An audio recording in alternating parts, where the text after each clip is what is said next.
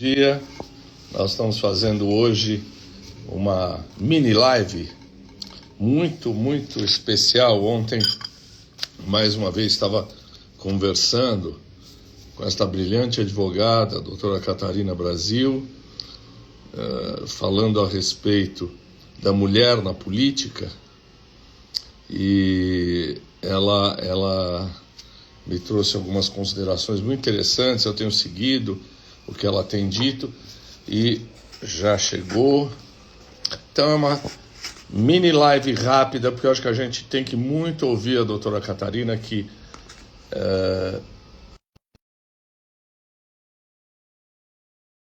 fã das suas postagens. Eu acho que ela já entrou e que já enviei o convite.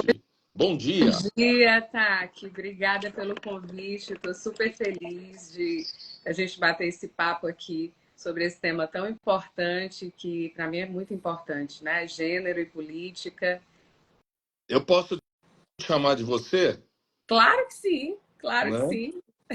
Nós temos conversado um pouquinho aí sobre mulher na política, e eu tenho ficado tão impressionado com o teu trabalho que ontem eu peguei você de sopetão e falei, ai, fala comigo um pouquinho. A doutora Catarina Brasil, desculpe, é uma jovem, muito jovem advogada, está com 37 anos, é isso? 36. Meu 36. Deus do céu! Você é uma advogada, você se declara advogada feminista, você é mestra em Direito Constitucional, doutoranda em Sociologia. Eu li um artigo, aliás, mais de um artigo seu, e você tem um livro chamado Mulheres na Política Brasileira, Gênero e Democracia Ultrapartidária. Intrapartidária, que é Desculpe, internamente. intrapartidária, certo. Catarina, conta um pouquinho a tua trajetória. Por que você foi estudar isso? Bom, primeiro porque eu queria um tema que eu comecei a me questionar também como enquanto mulher nessa sociedade onde aqui no Brasil, o Brasil liderava um ranking, né, no ranking mundial que mede a participação, a presença das mulheres nos parlamentos, o Brasil só estava acima dos países árabes, que não tem nenhum histórico de participação política das mulheres. Então, isso já me chamou muita atenção. Na época que eu comecei a estudar e a me debruçar sobre essa problemática da baixa presença das mulheres, nós só tínhamos 9,9% de mulheres na Câmara Federal. Tá, aqui. Então, isso começou a mim. Não, aí eu considerei que isso era uma problemática importante de ser estudada, de ser desvendada. E aí eu escolhi os partidos políticos. Vou te confessar que escolhi estudar os partidos políticos, que era um mestrado em direito constitucional. Então, eu tinha que ter uma pertinência temática, e aí eu escolhi os partidos políticos, já que na nossa Constituição Federal a gente tem um artigo só para tratar dos partidos políticos. Então, eu escolhi estudar porque eu entendi, a minha hipótese era de que se nós tínhamos uma baixa presença de mulheres né, no campo político, fazendo a representação política no Congresso, nas assembleias legislativas, nos poderes locais do âmbito municipal, então eu acho que os partidos políticos tinham um papel estratégico. Afinal de contas, qual é o papel de um partido político? É canalizar uma série de interesses que se encontram difusos, espalhados na sociedade e transformar isso num programa. Mas também, para a gente se candidatar, a gente precisa estar afiliada a partidos políticos. Então, as trocas, tudo que acontece no campo intrapartidário é muito estratégico no que diz respeito a viabilizar as candidaturas, tornar as candidaturas mais competitivas. Muitas mulheres participam da vida partidária, mas elas estão lá na base, TAC. Elas não têm como ascender e participar da cúpula, ter acesso à rede de contatos, que é onde as coisas funcionam, na cúpula de um partido. Então, eu comecei a investigar e entrevistei mulheres para poder entender como é que elas enxergavam o partido. E E o que que eu descobri, né, na pesquisa, assim, dando um pouco do resumo do livro? Que as mulheres não entendiam o partido como uma instituição. Então, o partido se desnaturalizava na percepção das mulheres enquanto instituição. Elas tinham mais um apego a uma figura de poder, a um padrinho, a um homem no poder, né? A uma figura hegemônica no poder dentro dos partidos. Então, o partido estava ali desnaturalizado enquanto instituição importante, que tem um papel importante de transformar as questões sociais em questões políticas. E eu acho que essa foi a grandeza, né, desse estudo, foi poder ouvir as mulheres. Porque muito se fala de pesquisas instrumentais, onde você vai analisar ali uma vasta bibliografia, mas é muito importante, como diz a Virginia Woolf, né, você está viver entre os vivos.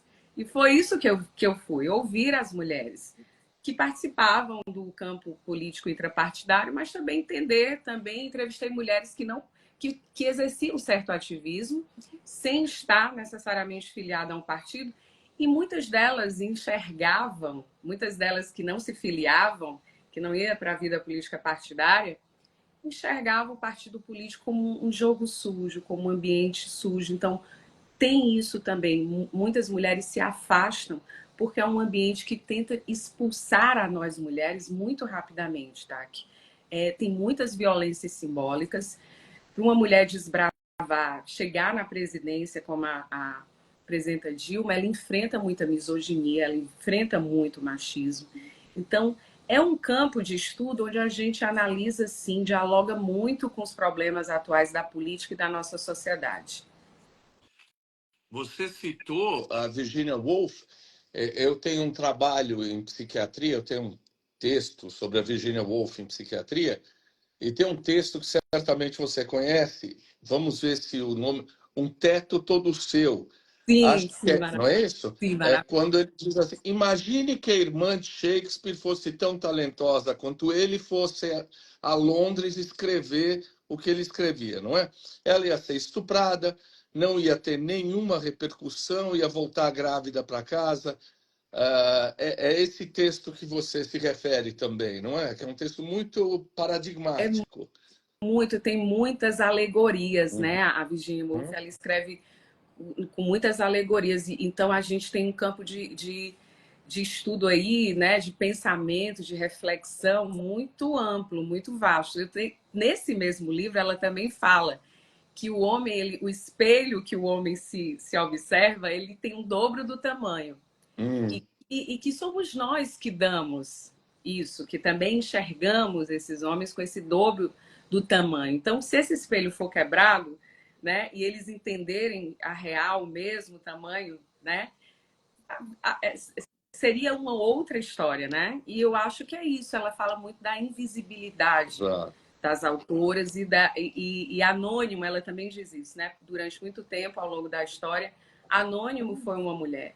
Então, é também um pouco da nossa história, as nossas conquistas e as lutas de mulheres que nos antecederam, serem totalmente invisibilizadas, tá? E ela faz uma imagem num outro livro que eu também trabalhei, que é Miss Dalloway, de uma mulher absolutamente apagada, né? O livro começa: Miss Dalloway vai comprar flores, ou seja, uma mulher absolutamente apagada e distanciada da realidade. Deixa eu te dizer, eu entrevistei há um bom tempo atrás a minha querida camarada Ana Prestes, e a Ana estava dizendo: existe, e você me dirá, um número obrigatório, uma porcentagem obrigatória de mulheres em cada partido para uma eleição. Mas eu entendi que muitas vezes isso é ocupado pela minha tia, pela minha avó, pela minha irmã. É para inglês ver. É isso mesmo? Qual é o número que a lei determina? 30%. A lei determina que isso é um patamar mínimo. Veja a nossa encruzilhada, né? Hum. Enquanto mulheres nos partidos políticos. A lei fala em 30%, mas é o mínimo e fala sexo minoritário. Não diz que tem que ser 30% de mulheres. O texto diz sexo minoritário. Então, o que os partidos entendem? Primeiro que quando começou a lei, não era nem obrigatório, né? O texto dizia e eles entenderam, né, na dicção deles lá, que não era obrigatório esse preenchimento. Aí depois a gente teve que alterar a redação da lei. Hum. Todos os nossos direitos envolvem muitas lutas. Então, mudou. Agora é obrigatório preenchimento. É tanto que se o partido não preencher essa cota, ele não recebe recursos do fundo. Então, eles realmente têm interesse em preencher. Só que muitas vezes eles alegam e eles querem mulheres ali, justamente, que é o que se chama de candidaturas fictícias, apenas Uhum. para preencher. E aí eles não investem nas candidaturas, tem mulheres que sequer sabem que são candidatas. TSE já julgou inúmeros casos, Brasil afora, inclusive o PSL, que foi eleito, né, ali em 2018 com uma bancada de mulheres ali que acompanharam o majoritário Bolsonaro, depois se descobriu e o partido disse, olha, como nós aumentamos aí, né, a presença de mulheres. Só que esse mesmo partido, depois com uma série de investigações no Ministério Público Federal, encontrou que o partido fez muitas fraudes com candidaturas laranjas. Mulheres que iam para a gráfica e era tudo numa gráfica só, entende? Então, Hum. veja, tinha muitos indícios de fraudes e, de fato, o PSL enfrentou muitas questões com essas fraudes. Então, tem isso sim. Os partidos políticos, por isso que eu digo que eles são tão estratégicos, porque eles têm uma missão importante de sim serem mais republicanos, mais democráticos internamente e de sim ter uma honestidade com a presença das mulheres, dar dignidade de condições para que igualdade de condições para que essas candidaturas sejam competitivas. E isso se faz com recursos, com repasse dos recursos também, porque não se faz campanha política Claro. sem dinheiro. Ontem à noite eu escrevi para um amigo nosso em comum, o Walter Barreto Júnior, que é meu, Walter, né, maravilhoso. amigão, e ele falou, não, porque eu e a Catarina conversamos muito durante a eleição, ela estava preocupadíssima com a eleição, e ele escreveu um livro demolidor sobre esse sujeito que você falou aí, que é melhor a gente nem falar o nome, porque quando fala o nome do demônio parece que a gente está chamando ele. Não é isso? Exatamente, esse cara, né? Esse cara aí. Agora, não adianta só também ter uma representatividade feminina. A gente estava conversando outro dia, nós vimos aí uma série de mulheres, vou até falar o nome, depois eu me benzo. A Bia Kicis, a Carla Zambelli, aquela outra moça que parece um figurante da Cavalgada das Valquírias, que usa uma negocinho assim. Olha o Walter aí falando que é uma alegria. Walter, Ele está na Austrália, tem uma netinha na Austrália, né? Então, não adianta eleger só uma mulher que vote contra os interesses femininos, não é? Uh, isso tem a ver com o partido também que ela está. Não basta votar numa mulher, tem a ver com a ideologia desse partido, não é isso? tem muito a ver com partido, tem muito a ver com coisas do próprio campo político. Eu digo que uma coisa são as questões de gênero, outra coisa são as coisas do próprio campo político, que às vezes a gente tem que separar quando faz as análises, né? Então, na academia, a gente sabe muito bem disso, né, tá? Que a gente precisa ter uma objetividade também no nosso conhecimento. Não dá para a gente ter só opiniões que não sejam aí fundamentadas. Então, de fato, sim, tem as coisas do próprio jogo político. Mas no caso das lutas das mulheres, tem uma coisa chamada o sentimento de lado também. Veja que essas mulheres foram eleitas aí com esse lado, com essa visão bolsonarista. Então, por exemplo, quando elas votam contra elas mesmas, contra as nossas pautas, contra o avanço, como, por exemplo, a regulamentação da igualdade salarial, que, na Isso. verdade, a igualdade salarial entre homens e mulheres não é uma coisa nova que elas estavam debatendo, nada de novo. Tem nada de novo, isso já estava na Constituição, já estava na CLT, mas o que esse sentimento de lado, de terem sido eleitas ali nessa onda bolsonarista, diz que elas têm que jogar com esse campo bolsonarista. Então, a gente pode levantar algumas questões no que diz respeito às lutas das mulheres. Para os homens, é assim: a coisa já é dada, o mundo é dado, né? Acho que alguém falou aqui em patriarcalismo. É assim, o homem é o sujeito hegemônico, é o neutro, é o universal.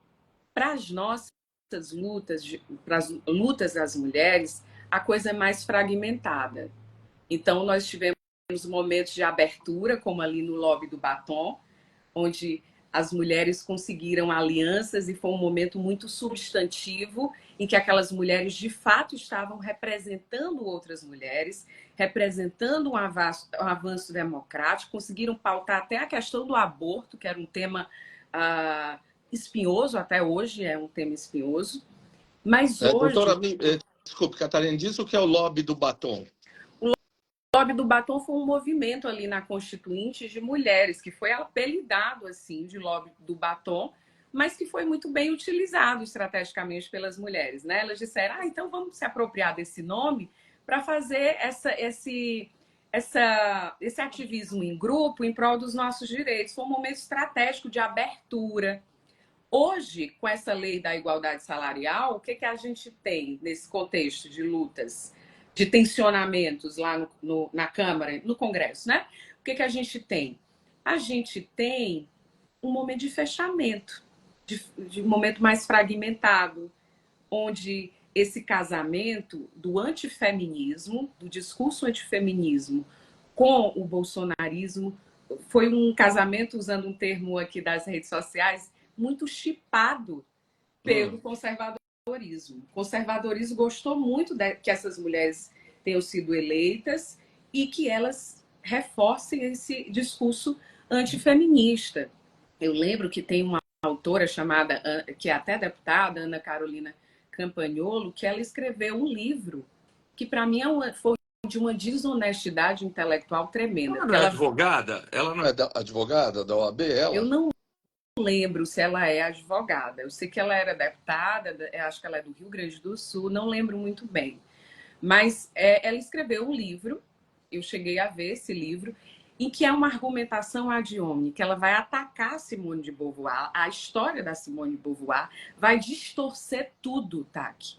Então, isso prova que mulheres que entram, né, com esse sentimento de lado bolsonarista, que chiparam esse casamento aí com o bolsonarismo, com o conservadorismo, a brasileira, essas mulheres com setores evangélicos aqui, da bancada da Bíblia, esse casamento aí, elas têm uma racionalidade, não é racionalidade não, né? Porque isso não passa pelas peneiras éticas, mas elas têm métodos de atuação que muitas vezes, por exemplo, eu vou dar aqui um exemplo. Quando elas vão justificar a questão dos tensionamentos lá com a lei da igualdade salarial, o que é que elas dizem?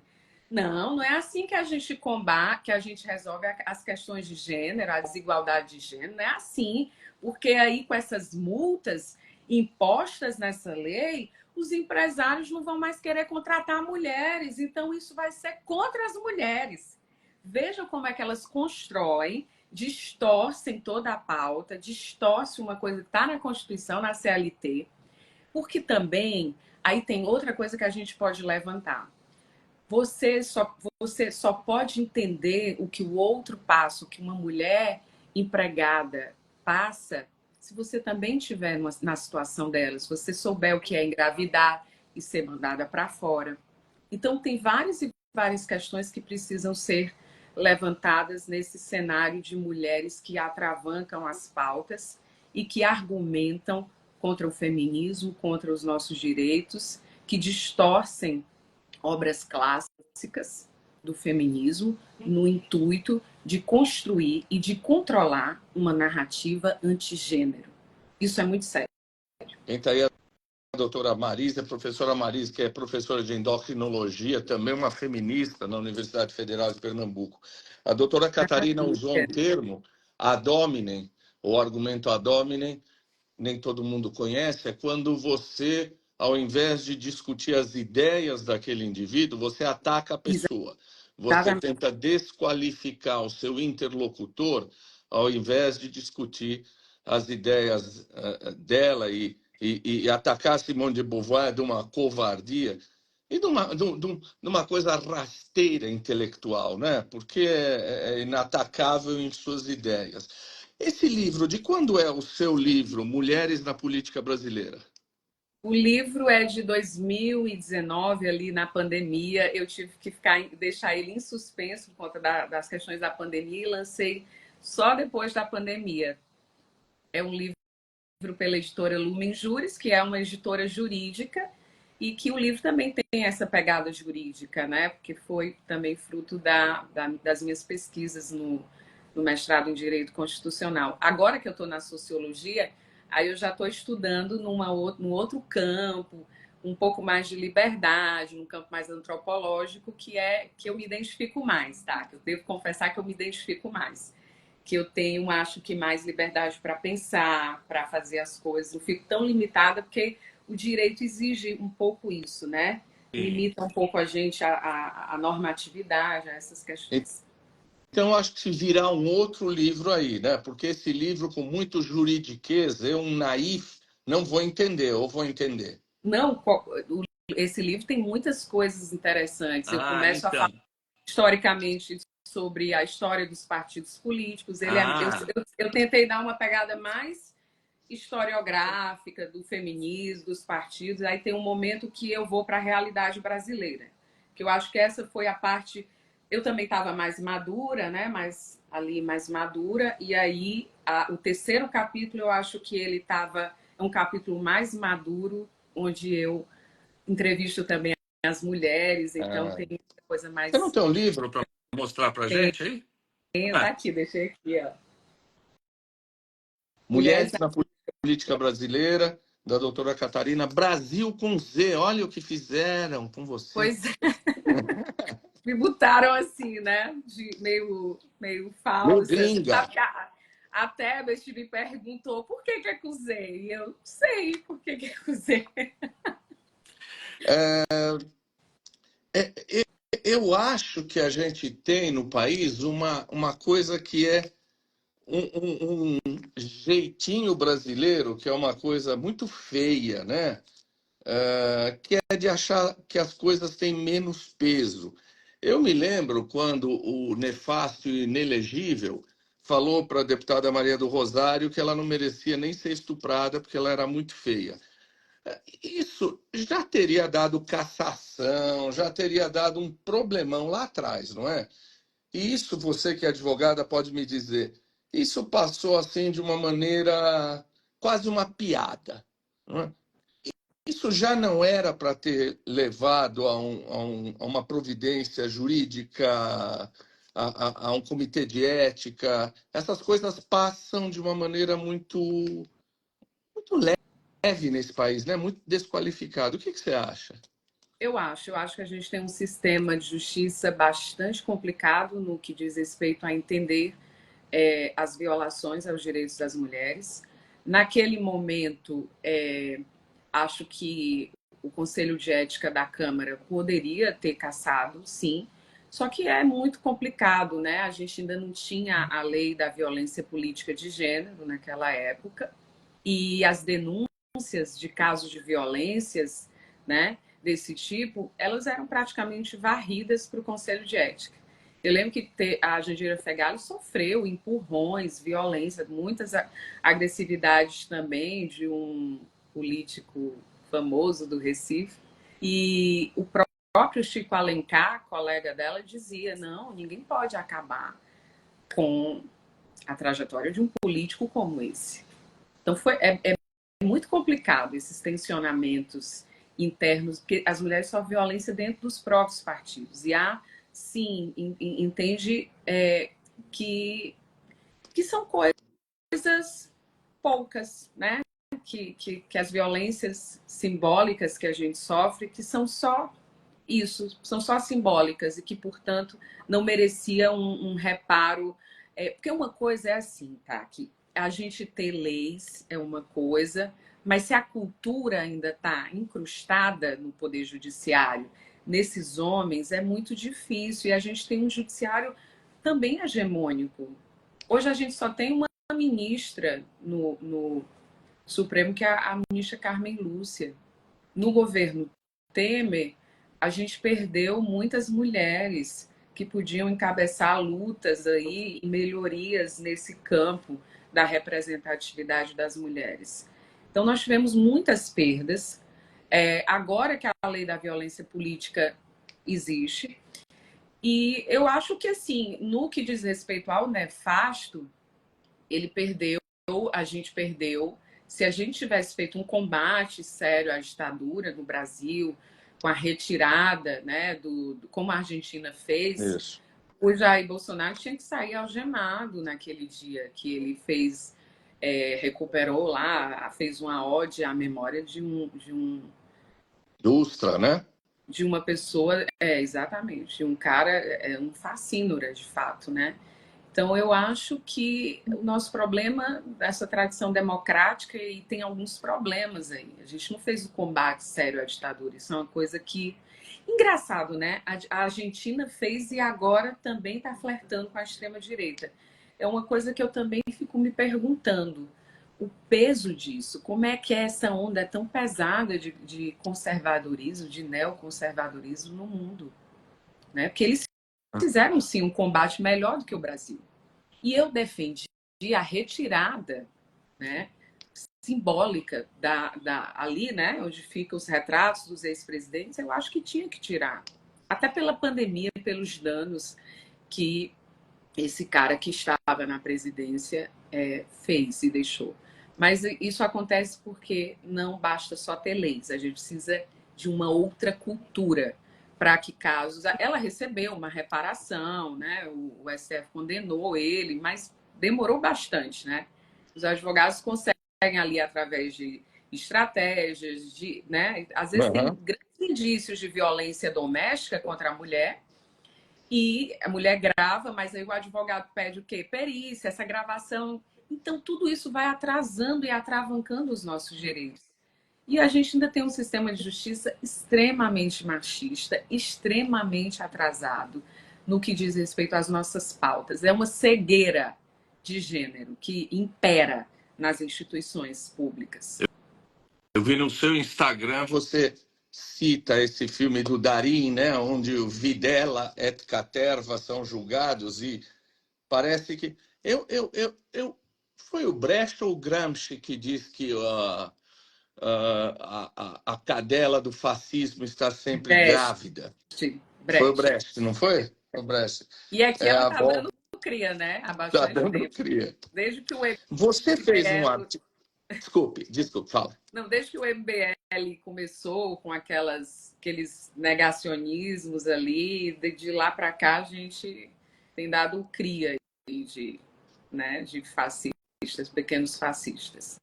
Infelizmente. Uma outra coisa misógina e eu vi uma foto sua que eu fiquei morrendo de inveja ao lado da ex-presidenta Dilma.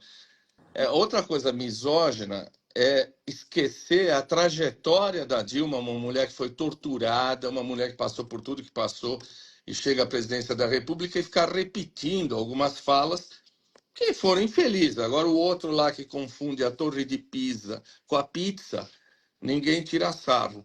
Isso é uma coisa misógina, não é? Quer dizer, você pega uma mulher porque é um ponto muito frágil e começa a fazer brincadeiras de mau gosto. Você não acha que contra a Dilma tem muito essa história? Eu acho que a presidenta Dilma sofreu muita misoginia quando ela estava no governo, no processo de impeachment, e ela ainda sofre muito machismo, muita violência simbólica, o que é, sim, uma grande injustiça, porque a Dilma é uma das mulheres mais importantes da nossa história, não só pelo cargo que ela ocupou, mas porque a Dilma sempre esteve nos bastidores, teve uma sólida carreira política, sim.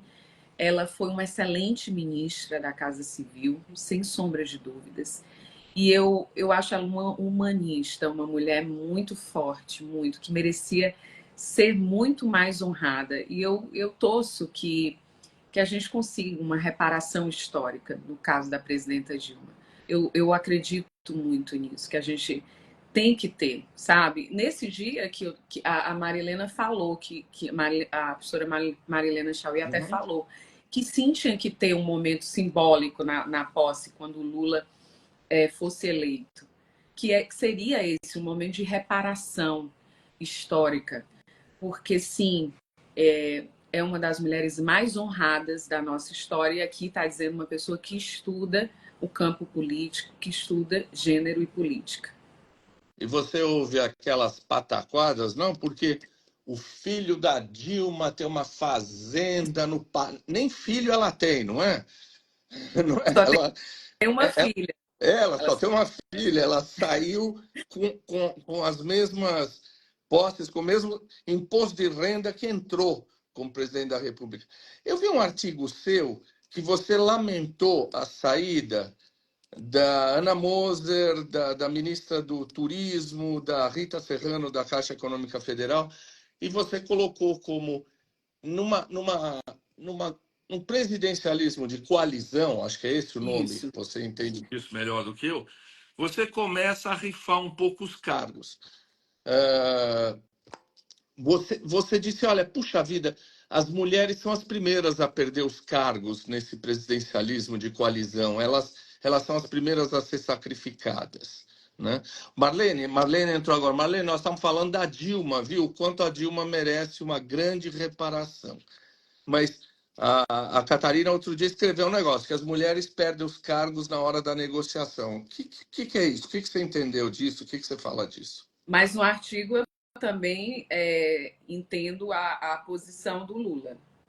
É Isso. justamente um presidencialismo de coalizão. Eu não acho que ele queria rifar essas mulheres. Eu acho que esse governo, sim, tem muito, comparado inclusive com o anterior, tem sim se posicionado muito a favor do avanço das pautas de gênero, inclusive com mais mulheres, dando poder, segurando a ministra Nízia muito bem.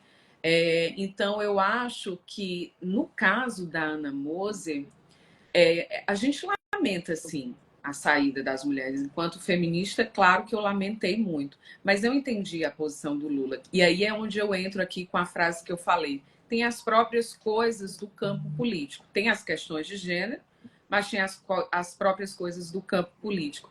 Ele recebeu ali do Centrão uma indicação política. E ele tinha uma indicação técnica de um homem. Eu também, a Caixa Econômica tão estratégica assim para o governo, eu preferiria sim um homem de carreira, que eu acho que ia cuidar mais do que uma indicação política do Centrão, mesmo sendo mulher. Então eu acho Claro. que nesse ponto eu dei razão. Inclusive, eu fui tentada. Tinha pessoas próximas a mim que diziam, não, você tem que escrever um artigo.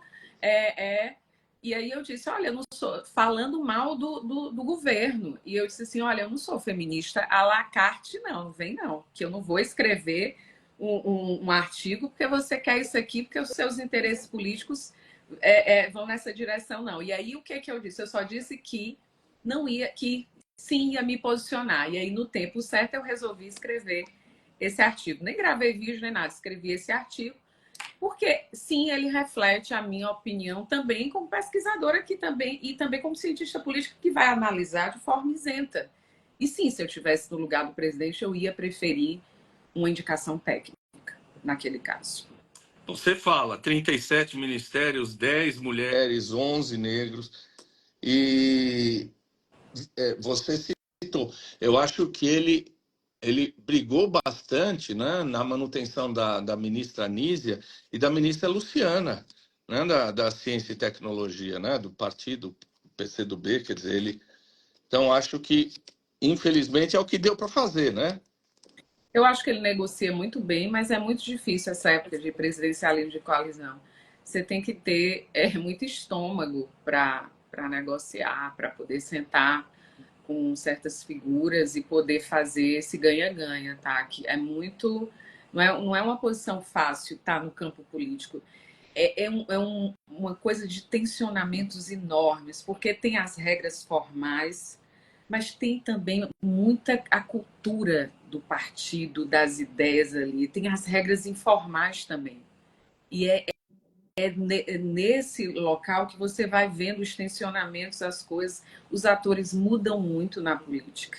E é preciso você estar preparado para não ter só opiniões, para fazer essas análises mais críticas, com mais clareza para as pessoas, porque a gente está precisando, já que tem tantos comentaristas hoje, tantos sabichões aí, a gente precisa com muitas opiniões, então a gente precisa levar também um pouco dessa coisa da academia, né, de nós estudiosos, que é um pouco mais da objetividade. A gente precisa tomar posições. Eu sempre procuro tomar posições, fazer autorreflexões, mas como estudiosa. Como estudiosa. Eu estou fugindo um pouco do tema porque eu estou querendo explorar você ao máximo, a sua sabedoria ao máximo, né? Ontem eu estava metendo pau aqui numa manchete da Folha de São Paulo e estava falando o quanto os grandes veículos de imprensa, de comunicação, são de um reacionarismo, são de uma misoginia também. Nós estamos, infelizmente, cercados de uma imprensa que, às vezes, parece que está vendendo o Brasil. Você não acha? Eu também não sei como é que é no Ceará. Sim, eu acho que a gente tem que fazer críticas à postura da imprensa, também na questão dos direitos das mulheres, também na questão de como essa opinião pública é formada, né? De como essa notícia chega, né? Então, às vezes, é a falsa informação, né? Tem essas montagens, esses desvios. Eu acho que na própria... eu acho que é porque a nossa tradição política, né? A nossa tradição democrática é meio mambembe, né? Tá tudo muito contaminado. Você não tem essa impressão de que as coisas se contaminam rapidamente? Então, muitas vezes, o jornalista ele perde esse controle, essa coisa onde está a isenção, onde está a notícia, onde está a opinião. E aí, essas coisas, quando se misturam, às vezes dá problema. Às vezes dá problema. Mas você não acha que isso tem a ver com o poder econômico por trás daquela opinião Claro. e o poder econômico por trás daquele posicionamento? Claro.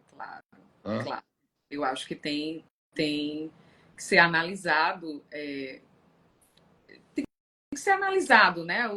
Toda a situação, tudo que se coloca. Tem muitas coisas que a gente precisa analisar caso a caso, né? Eu sempre faço assim, eu faço o recorte, né? Eu faço o recorte da notícia, de quem escreveu, da conjuntura. Eu acho que é por aí, Taki. É a gente fazer esse recorte e esmiuçar. Também a gente não pode generalizar, a imprensa e tal. Também tem jornalistas se posicionando, né? Fazendo suas autorreflexões, fazendo críticas solidárias, né? Como é a crítica solidária? Você critica a instituição, você critica o país, você critica os partidos, mas você continua entendendo que eles têm uma função ali importante, né? Eles têm uma função ali muito importante. Agora, eu acho que a imprensa deu uma grande contribuição quando, por exemplo, aquele ato do Bolsonaro aí na Paulista, foi na Paulista? Nem sei. Foi. Eles não mediatizaram aquilo. Eu acho que ali eles acertaram. Porque em outros momentos eles fizeram tudo errado. Davam muito, sei lá, davam muito palco para o bolsonarismo. O Bolsonaro dizia uma coisa, pá, vamos lá, ele falou isso. E aí o cara foi, que não era nada, que era lá do baixo clero, que só falava, foi criando uma proporção. E sim, a gente está num período difícil da democracia brasileira. Muito difícil. Com muitas narrativas, com uma polarização ainda tremenda. Isso atravanca os nossos direitos e atravanca o crescimento da nossa democracia, da nossa política. A jornalista Ian Gomes, né? Eu não sei. A Ian, aqui do Ceará. Ela está me criticando aqui, dizendo que nem sempre a questão da imprensa. Ela é jornalista. Isso precisa ser repensado. Tá bom. Acho que é o que você falou. Eu não posso generalizar. Não, você pode generalizar, você pode tudo, Tati.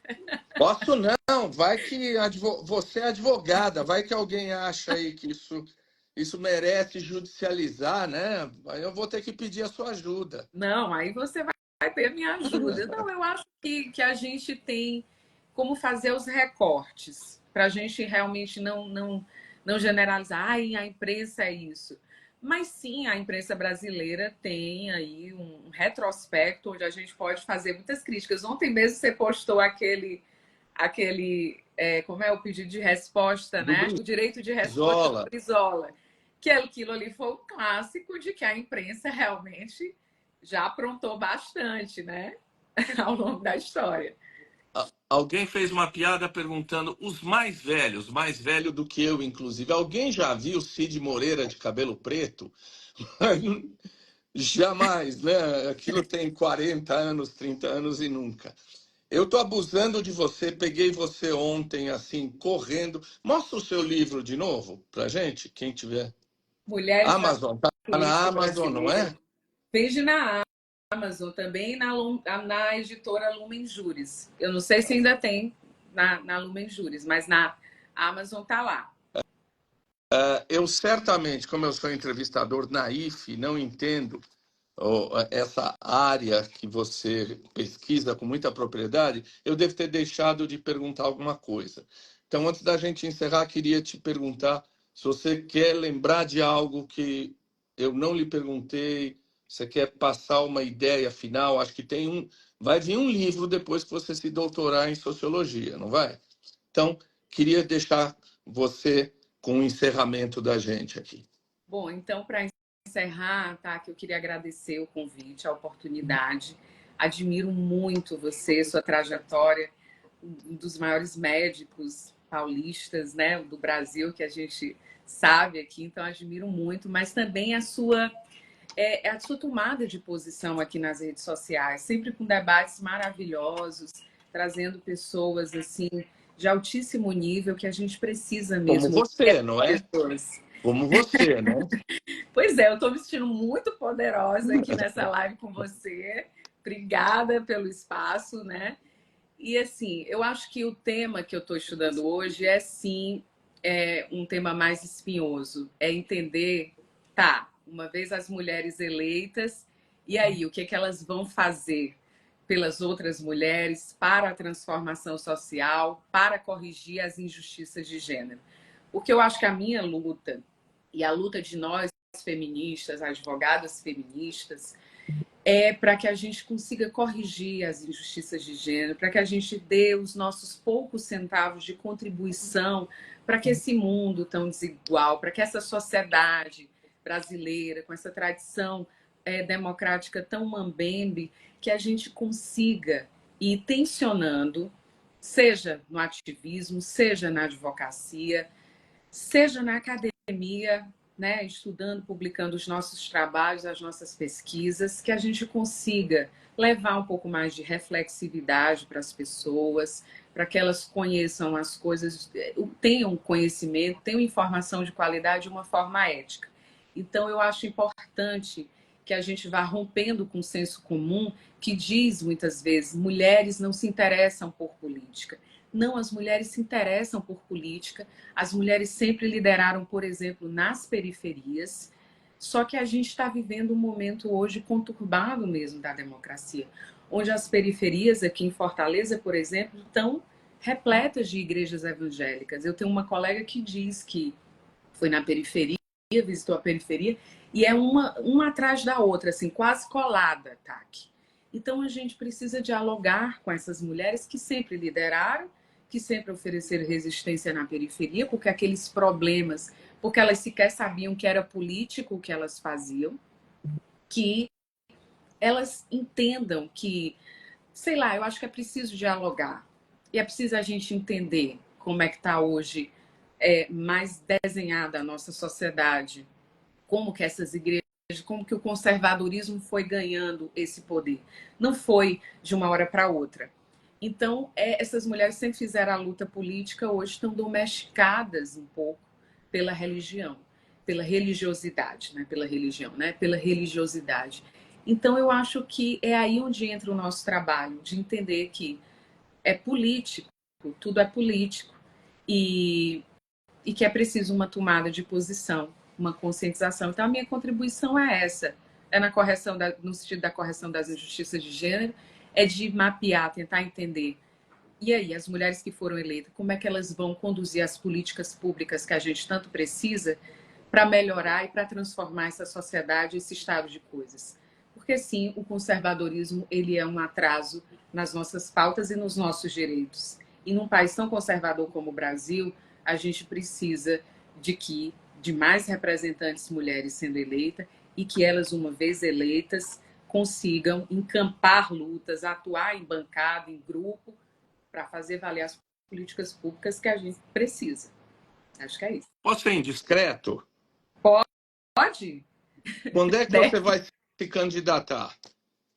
Olha, essa é a pergunta que, né, sempre me perguntam, tipo, né, nessa trend aí. Eu sou Catarina e sempre me perguntaram se eu vou para a política. Eu não sei, tá? Que eu não sei. Eu queria muito, mas para mim também é difícil. Eu tenho um foco no doutorado, nos estudos, e é um ambiente sempre onde exige muitos acordos, onde existem os pactos da masculinidade, e por mais que eu respeite muitos políticos, tem muitos políticos bons, sim, nos partidos, e que, sim, apoiam as nossas pautas, mas tem um pacto das masculinidades, onde para nós é tão difícil entrar num partido, fazer os tensionamentos e ir para a política. É muito difícil, muito Mas se difícil. não for você, quem o será? Pois é, eu tô aí, tô por aqui. Vai que, né? Vai que Vai aparece que um momento, uma conjuntura. Eu tô por aqui, tô pronta. Eu tô pronta. Vamos deixar a conjuntura aparecer e aí, mas eu acho que sim, que eu ia gostar muito, ia dar o meu melhor nesse espaço. Eu acho que sim. Ô presidente Lula, olha a moça aí Me dizendo que vende, vai. tá? Que me É, vende aí. o presidente Lula, pelo amor de Deus, essa moça aí já está pronta para entrar na política. Muito obrigado, um Eu que super beijo a agradeço. você. Espero conhecê-la um dia pessoalmente. Fico muito honrado que Vamos se você tenha me visto. encontrar. Vem Tá aqui em bom? Fortaleza, eu vou em São Paulo e a gente vai se Tá encontrar. bom. Vai ser um Um, prazer. um grande beijo a todos. Um bom Beijo. dia. Tchau. Bom dia, obrigada.